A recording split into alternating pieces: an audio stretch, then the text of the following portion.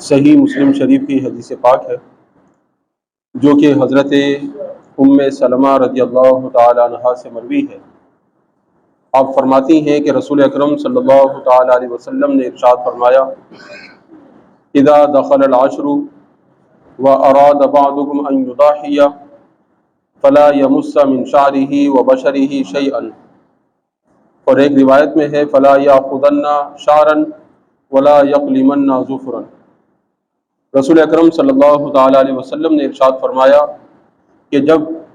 ذوالحج کا پہلا عشرہ شروع ہو اور تم میں سے کوئی شخص قربانی کا ارادہ رکھتا ہو، قربانی کرنا چاہتا ہو، تو اسے چاہیے کہ وہ نہ تو اپنے بالوں کو کاٹے، نہ اپنے ناخنوں کو کاٹے، اور نہ ہی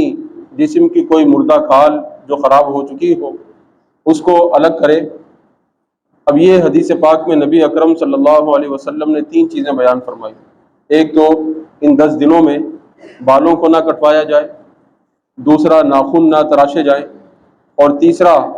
اگر جسم پر کوئی ایسی کھال ہے کہ جو خراب ہو چکی ہے اور وہ نقصان بھی نہیں دے رہی تو پھر اس کو بھی رہنے دیا جائے، اور قربانی کے بعد جو ہے وہ بال کٹوائے جائیں، ناخن تراشے جائیں۔ اس میں حکمت کیا ہے؟ اس کی 2 حکمتیں علماء نے بیان کی ہیں۔ ایک تو یہ ہے کہ یہ حجاج کرام سے مشابہت ہے کہ جو حاجی حج کرنے کے لیے گئے ہیں وہ ان دنوں میں اپنے بال بھی نہیں کٹواتے اور ناخن وغیرہ بھی نہیں کاٹتے، تو اس لیے ان سے مشابہت ہو جائے گی۔ اور دوسری حکمت علماء نے یہ بیان کی ہے کہ قربانی کا جانور جو آدمی قربانی کرتا ہے اس کی طرف سے فدیہ ہوتا ہے، اور جب آدمی اپنے جسم سے بالوں کو اور ناخن کو الگ کر دیتا ہے تو ان کا فدیہ ادا ہونے سے رہ جاتا ہے۔ تو علماء فرماتے ہیں کہ جب قربانی کے بعد آدمی بال کٹوائے گا، ناخن تراشے گا، تو اس کے پورے جسم کا فدیہ جو ہے وہ قربانی کی صورت میں ادا ہو جائے گا۔ یہ اس میں حکمت ہے۔ اب سوال یہ ہے کہ اس کا حکم کیا ہے؟ کیا اگر ان 10 دنوں میں کوئی بال وغیرہ کٹوا لے، ناخن تراش لے تو کوئی گناہ کا عمل ہے؟ تو یہ گناہ نہیں ہے، بلکہ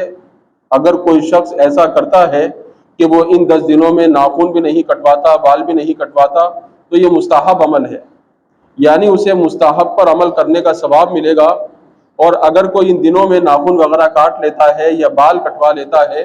تو پھر اس کے لیے کوئی گناہ والی بات بھی نہیں ہے۔ اسی ضمن میں ایک مسئلہ اور بھی ذہن میں رکھیے گا کہ بعض اوقات زیر ناف جو بال ہوتے ہیں یا جو بغلوں کے بال ہیں، ان کی زیادہ سے زیادہ مدت 40 دن ہے کہ 40 دن کے اندر اندر ان کو تراشنا جو ہے یہ ضروری ہوتا ہے۔ اس سے زیادہ اگر مدت ہو جائے تو پھر آدمی گناہگار ہوتا ہے۔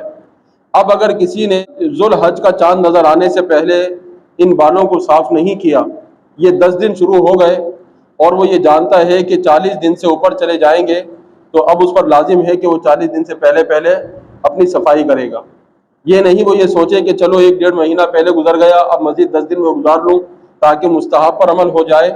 تو مستحب پر عمل کرنے کی صورت میں ایسا نہ ہو کہ وہ گناہ گار ہو جائے۔ تو یہ مسئلہ بھی ذہن میں رکھیے گا۔ یہ ان کے لیے ہے کہ جو صفائی کا اہتمام کرتے ہیں اور پھر ان 10 دنوں سے پہلے انہوں نے اپنے ناخن بھی تراش لیے، بال بھی اپنے کٹوا لیے، پھر ان 10 دنوں میں وہ اس چیز کا خیال کرتے ہیں، تو پھر ان کے لیے مستحب پر عمل کرنے کا ثواب ہے۔ اب یہ عمل ہے کس کے لیے؟ جو قربانی کر رہا ہے اس کے لیے ہے، یا جو قربانی نہیں کر رہا اس کے لیے بھی ہے۔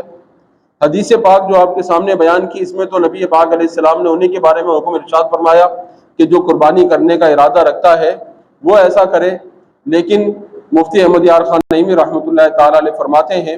کہ بعض روایات میں یہ آیا ہے کہ جو شخص قربانی نہیں بھی کرتا،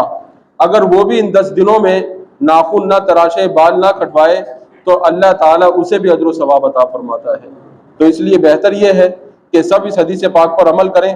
لیکن جو قربانی کر رہے ہیں ان کے لیے زیادہ افضل ہے، اور اگر کوئی اس پر عمل نہیں بھی کرتا اور وہ ان 10 دنوں میں بال وغیرہ کٹوا لیتا ہے، ناخن تراش لیتا ہے، تو اس کے لیے اس میں گناہ کی بھی کوئی بات نہیں ہے۔